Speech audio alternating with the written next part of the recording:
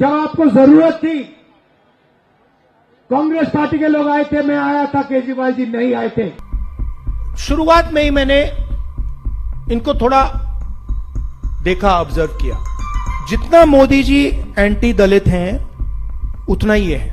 मनरेगा की लाइन में जाके देखो, दलित, पिछड़े, आदिवासी वहां मिलेंगे आपको। जब आपको जरूरत थी, कांग्रेस पार्टी के लोग आए थे, मैं आया था, केजरीवाल जी नहीं आए थे। और जहां भी, मैं बता रहा हूं आपको, आप देख लीजिए, जहां भी किसी भी हिंदुस्तानी पर आक्रमण होता है, चाहे वो मुसलमान हो,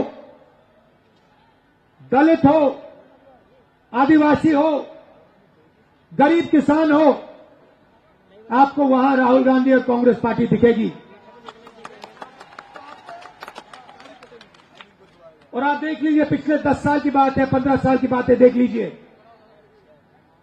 जहां भी आक्रमण होता है, जहां भी लोगों को डराया जाता है, हम वहां जाकर खड़े हो जाते हैं। हमारी विचारधारा की लड़ाई है, हमारी कॉन्स्टिट्यूशन की लड़ाई है, संविधान की लड़ाई है। और देश में दो विचारधाराएं हैं, एक आरएसएस की विचारधारा और दूसरी कांग्रेस पार्टी की विचारधारा। एक विचारधारा जो संविधान को खत्म करना चाहती है, जनता को बांटने का काम करती है, नफरत फैलाने का काम करती है, और दूसरी विचारधारा जो इसकी रक्षा करती है, नफरत को मिटाती है। हमारे जो सबसे बड़े नेता थे महात्मा गांधी जी, आज उनकी हत्या की गई थी। हत्या क्यों की गई? क्योंकि वो नफरत के खिलाफ खड़े थे, भाईचारे के लिए लड़ रहे थे, हिंदू, मुसलमान, सिख, ईसाई को जोड़ने का काम कर रहे थे, दलितों की रक्षा कर रहे थे। इसीलिए उनकी छाती में 3 गोली मारी गई। और किसने मारी? वही लोग जिनकी विचारधारा आज हिंदुस्तान को चला रही है। तो ये पुरानी लड़ाई है, और ये लड़ाई दो विचारधाराओं, दो सोच के बीच में है। एक तरफ कांग्रेस है, दूसरी तरफ आरएसएस है। आप जानते हो, देश के सब लोग जानते हैं कि राहुल गांधी और कांग्रेस पार्टी बीजेपी के साथ कभी भी कॉम्प्रोमाइज नहीं करेगी, नहीं कर सकती।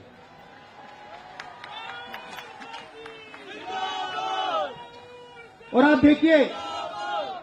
देखिए, मेरा इंटेरोगेशन हुआ, 55 घंटे, 32 केस लगा रखे हैं। मैं नहीं डरता उनसे, मुझे कोई नहीं फर्क पड़ता। मैं कहीं नहीं भागा था, मैं दौड़ के नहीं निकला। मैंने कहा भैया गिरफ्तार करना, पकड़ो मुझे, ले जाओ अंदर, मैं नहीं डरता तुम लोगों से। मेरा घर उठा के छीन लिया,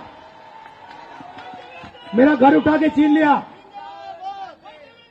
सरकारी घर जो था, मेरा घर छीन लिया। मैंने उनको चाबी दी और मैंने उन्हें कहा मुझे तुम्हारा घर नहीं चाहिए, ले उठा के ले, मुझे नहीं चाहिए। उसके बाद ये सच्चाई है, हम कॉम्प्रोमाइज नहीं कर सकते। मैं आपको बता रहा हूं, हम मर जाएंगे मगर कॉम्प्रोमाइज नहीं कर सकते हम इन लोगों से।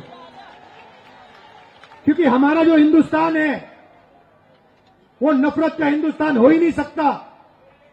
हमारा हिंदुस्तान मोहब्बत का हिंदुस्तान है, संविधान का हिंदुस्तान है, भाईचारे का हिंदुस्तान है।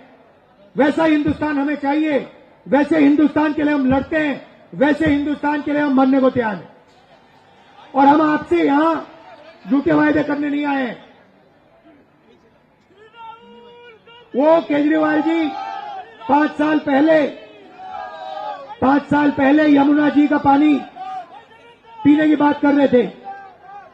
आज किसी ने मुझे बताया कि प्रेस कॉन्फ्रेंस कर रहे हैं यमुना के पानी की बोतलों के साथ। खोखलापन है, एक के बाद एक झूठ बोलते हैं। जैसे मोदी जी झूठ बोलते हैं वैसे केजरीवाल जी झूठ बोलते हैं, कोई फर्क नहीं है। शायद एक ही बात है, शायद केजरीवाल जी मोदी जी से भी ज्यादा चालाक है।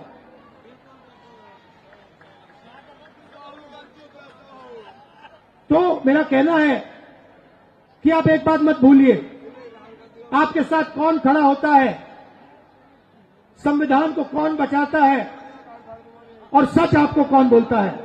मेरे आप भाषण देख लीजिए, पिछले 20 साल के भाषण देख लीजिए।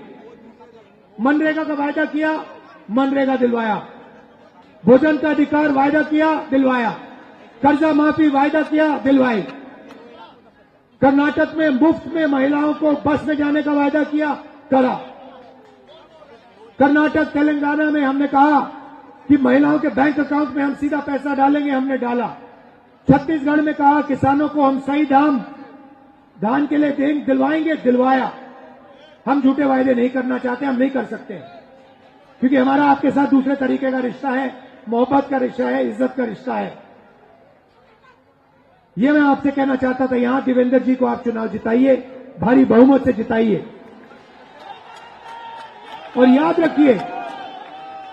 रखिए, शीला जी ने जो काम किया था, कांग्रेस पार्टी ने जो काम किया, इंदिरा गांधी जी ने जो काम किया, ये जो आपको कॉलोनी दिलवाई, ये केजरीवाल जी ने, बीजेपी ने नहीं दिलवाई, ये कांग्रेस पार्टी ने दिलवाई थी। क्योंकि हम गरीबों की रक्षा करते हैं, हम गरीबों के लिए काम करते हैं, दलितों के लिए, पिछड़ों के लिए, माइनॉरिटीज के लिए, आदिवासियों के लिए, किसानों के लिए, मजदूरों के लिए हम काम करते हैं, अरबपतियों के लिए हम नहीं काम करते। दिल से आपका धन्यवाद करता हूं, आप आए, आपने इतने प्यार से मेरी बात सुनी। देवेंद्र जी को जिताइए, कांग्रेस पार्टी को जिताइए और फिर से दिल्ली में प्रगति लाइए।